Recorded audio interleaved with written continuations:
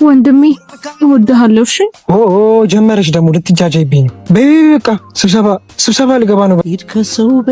ወንድሜ የሚገርም ስራ ጀምሯል። ጠዋት ራሱ 500 ብር አስቀምጦልኝ የወጣው መሳዋንቺ ነው።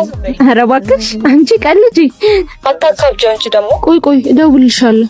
ከሰው አልጠብቅ ልትረፋ ልፌ ከራሴ።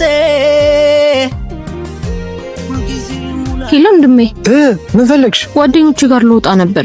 ጠዋት ያስቀመጥክልኝ ብር ደግሞ አይበቃኝ። ምንድነው የምትጨማልቅ? የቤት ኪራይ እኮ ደርሶብናል። እና አሪፍ ቢሮ ስራ ገብተህ የለ ነው ወይስ እኔ ስለጠየቁ? በቃ እሺ እንደው በቃ ሂጂና ወንድሜ ይሰጣል ብለሽ ከሱቅ ተቀበይ። ደሞዝ ስቀበል እሰጠዋለሁ። ወንድሜ እወድሃለሁ። እሺ ጀመረሽ ደግሞ ልትጃጃይብኝ። በቃ ስብሰባ ልገባ ነው። በቃ ቻው። አባ እዛ ጋር ላለው አስተናጋጅኝ ስጥልኝ። ችግር የለውም። እሺ እዛች ጋር ያለችው ልጅ አቀበለው በላይ ነው። አሁን ነበረች እኮ ሄደ ነው መሰለኝ። አሁን የለችም።